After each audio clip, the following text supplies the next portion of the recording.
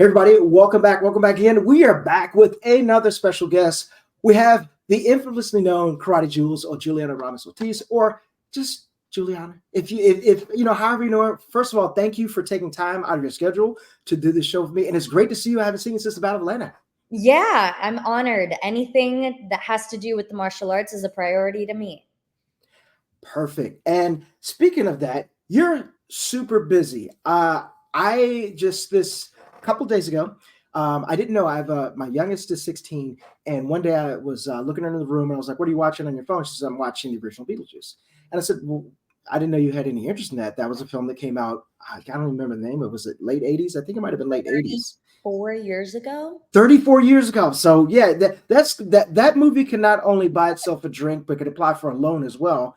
But she wanted to watch it because she was very interested in the upcoming film. And we watched it. I enjoyed it. And after we were walking out of the theater, I showed a scene that you were in. I said, "By the way, you see the scene right here? Oh, yeah, I know the person." And my daughter thinks I know everyone. But that little backstory aside, you've been very busy. You're in a lot of things. Actually, let's talk about the topic of choice. How did the Beetlejuice event come about? That was such a fun experience. Honestly, probably my favorite to date. I made so many good memories. The cast, everybody, Tim Burton, they're such personable people. They're so sweet, and getting to do some gnarly stuff on there, like slamming into a cement tree made out of steel bars. That was fantastic. And Jenna herself, she's just the sweetest and very kind. It just shows you that when you're around good people, magic happens. And that's what Beetlejuice is. Yeah, I'm glad you only went twice. We've got one in the bank, so we're safe as far as that. I mean, it's amazing because I remember you as a competitor, and I've watched some of your stunt reels. Some of the stuff looks painful. I mean, what precautions do you do to take care of making sure that you're safe when you're doing all these amazing things? Well, stunts, the number one thing, the number one rule is safety. It's all about being safe and doing things that look like they hurt, but actions that are repeatable, because it's not often that you get a one take wonder. It's often 10, 15 takes. And so what we do is we train our falls, our wrecks. In stunts, we call them wrecks, but in martial arts, they're break falls. It's the same stuff that we've been training as martial artists. And then we learn how to act on top of it so that it looks really painful. And yeah, some stuff is painful. And yes, you do get wire bites and little bruises and you are sore, but it's all manageable when you do good neck training and you strengthen and you stay flexible, your mobility, all those things that you already do as a martial artist, you just learn how to further enhance and apply for the screen. And speaking of that, one of the things that you did have going on at the Battle of Atlanta is that you've been running stunt camps, not only, showing people that, hey, here's some of the tricks of the trade, but also how to do them safely. And I think it's a great thing because in order to find in everybody's path to their career, no matter if it's in stunts or if it's in business or an attorney or whatever it is, not everyone's path is the same. However, I do believe that things like, for example, holding camps like this does help people focus because there are a million questions. And of course, with the internet and knowing people and everything, it's a little easier to find your path, but it's still going to be unique to you. I mean, actually, do you have any more planned that are coming up? Definitely. So we just did, off of the 2-hour stunt camp workshop that we've done at Battle of Atlanta, we were inspired. People kept asking for more. And we were like, well, what can we do to show these martial artists that what they know and what they're capable of is valuable in this industry and that they could continue their martial arts journey into film if they choose to. So we did a more in-depth 3-day boot camp in August, and people loved it. Honestly, we loved it. We had a blast, and we can't say how proud, like there's not enough words to say how proud we are of the team that we put together, the culture we surrounded everybody with, and the kids, they came out and they rocked it. And it showed us like, this is niche. It hasn't been done before for the youth, but it's valuable. It shows them like, hey, if you put your skills to work, this is what the future could hold for you. And they were all very excited. So we are looking forward to doing a one-day crash course in November, coming up soon. I should be marketing that soon once we get all the details solidified. And other than that, 2025 is going to be hitting hard. We're going to have 3-day stunt boot camps and other ones, more details to come once we get them solidified. But we are working in tandem with Century to bring this to life and show martial artists that this is a valuable and a feasible career path should you choose to pursue it. Now, I think that there are two big points to come out of there. First of all, if you're not following you on Instagram or your socials, absolutely do it. We'll put a link directly right under your box for that. And you do have great content. I love your humor. I love your energy. The energy you brought at the Battle Atlanta was just amazing. It just helped liven things up. But also the fact that, you're giving, it's a way of giving back. And if we look about the evolution, now I've been around a while in sport karate that I can remember seeing like Carmichael land a 540 in competition. And then kids are doing this like nothing, right? And I think it's going to be the same way with stunts. Things that are hard that took you a while to learn, kids are going to grow up and hopefully learn through some of the camps or other camps like that of your own. And things will hopefully be safer, but we'll also get these incredible action sequences that we love to see on screen. Absolutely. And the thing is, it's not common for it's the rarest thing in the world to see like a stunt camp in general, even for adults. It's just something new that is coming about as of the last maybe 2-3 years. But before, it was very gate kept community, and it was kind of like you have to figure it out on your own. There's no clear path. There still isn't, but we are trying to take what we found worked for us and give that back to the martial arts community. Because if those kids, they're uber talented at their age, doing these things with ease, come into the stunt community, they're going to force everybody to level up. And in turn, that little droplet is going to make the cup overflow, right? Because if you have these young guns coming in and doing what people have been, thinking is the top of the top, it's going to force the people that are comfortable to get better. Yes, what does it make our absolutely. whole industry do? It makes action sequences 10 times more entertaining. It makes them safer. It makes it more common to see, cool action on our screen. It doesn't make it something that's like, ooh, that's just an action movie. We'll be able to outsource this a lot more, and hopefully that's where the martial artists that we know and we love can step in, because they'll have the resources and the knowledge to do it and do it safely. And speaking of, you've been doing other things, Cobra Kai, Fly Me to the Moon. I'm just naming a few that I remember, and I was like, oh, she's in that. Give us an idea, kind of walk us through like what a typical day. I know sometimes the times are different, especially for stunts, depending on what is happening, but kind of what, like a day in the life, what would it actually be on set that day that you're shooting? So I know that there's tons of practice and everything that goes on. You have to get the people that doing lighting and everything else, but everything's all ready. So what does that day look like? Start. So on a shoot day, for example, I'll use one that was pretty exciting because, as we know, I get to work alongside my husband. So we just recently worked on Superman, which will be coming out in 2025.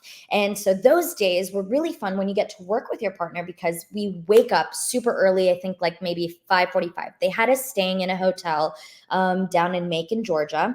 And we were up around 5:30, 5:45. We're getting ready. We wear black clothes. That's the official, unofficial stunt uniforms. So we wear black athletic clothes. We'll get out there. We'll head to our trailers. And once we get to our trailers, we get an NDB, so a non-deductible breakfast. So we'll go and grab breakfast. We'll come back to our trailer. In there is usually already our wardrobe. We'll change into our wardrobe, make sure that we have our like basic or what we know pads we'll be using. So like elbows, knees, maybe a soft gel back pad, just keep it with you. Then we'll head to hair and makeup. We'll do hair and makeup for maybe like another hour and a half. Once we're done with that, then we'll get our pad bags ready to head to set.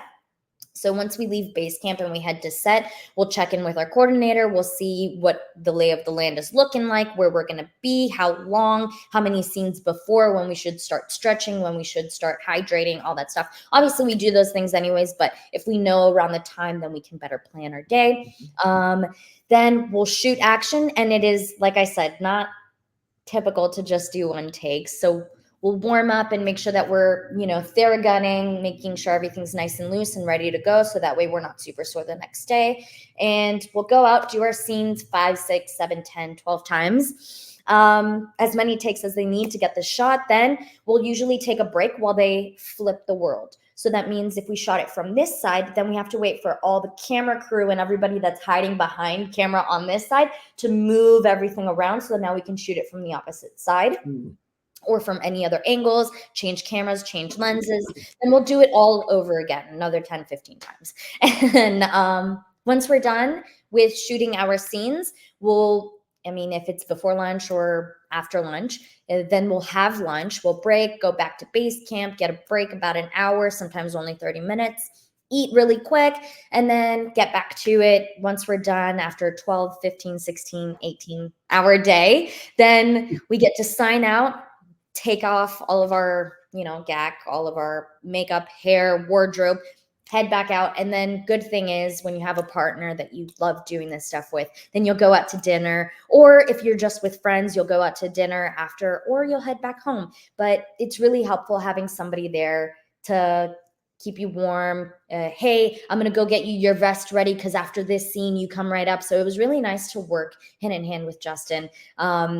He helped me move my stunt bag around like, hey, I'm working this scene right now, but I know that we're going to be going up to base camp and it's like a mile walk. Can you catch a little, gator to take my stuff back to base camp so I can already be there? And it was really great to work with somebody because there's a lot of moving parts. I think that says a lot. I mean, it's almost in a sense, I saw a lot of parallel for karate events in terms of like, hey, I'm in ring 12, but you know what? I know my other division is going on there. Could you go take my bow? Could you go take my kimono? Could you just take all this other stuff? I'll be right there. Justin says, hey, can you take my headgear, my footgear, whatever I need down there? And you're working in teams like that. And I know it makes things even easier. And I know that one of the things that's great about you all, he's a big fan of you, just as you are to him. So when you see success like that, when you see this great action sequence, like, oh man, hey, you know what? I did that. And you're like, I was so proud of him. Or he's like, I was so proud of her. And that just makes things so much it's great to see. It's so exciting because you know that your other people, especially my person at home, like he understands, right? I get to come home and complain about all the little nuances that just happen and he gets it, right? Like, oh, this quirk in my neck and I did a taco and, it didn't feel so great because I didn't stretch as much and he gets it. And, hey, you saw that scene? Well, just think about it. We had this and this was missing. And, my wire didn't pull me right, but I still figured it out. Look at how it came out. It came out even better. And they get it. It's so exciting to do it and make each other proud because we get it. That has to be absolutely special. And if I remember right, you told me you've been doing this for about 4 years now. What advice from Jules right now would give Jules of 4 years ago for working in this industry? Advice. Whew. So something that's actually been coming up in my head lately is when I first started, I asked myself, okay, what is going to be the hardest part of getting started in stunts? And I, for the longest time, just thought, well, the physical, right? That makes sense. The physical part of being in stunts, like you got to be tough. You got to be able to train and you got to be comfortable doing things that you're not used to. Hey, I was never a tricker, never a flipper, but you're going to go out and you're going to learn some things just to make you better in case they ever do ask for it. So I always had in my head like, oh, the physical part is going to be the hardest part.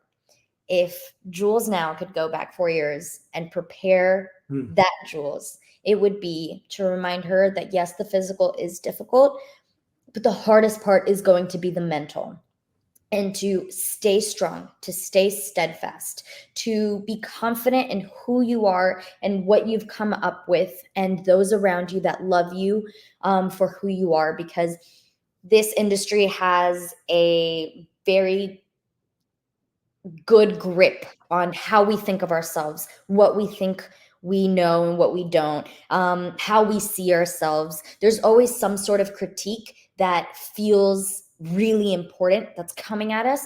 And it almost challenges you to what you think you look like, what you think you're capable of, how good you think you really are. All these things, your physical body, your weight, your height, your skin color, your everything plays a factor, and everybody has a comment And it's a lot of times people that you look up to. So learning how to rely on yourself and be confident in who you are and not let that affect you.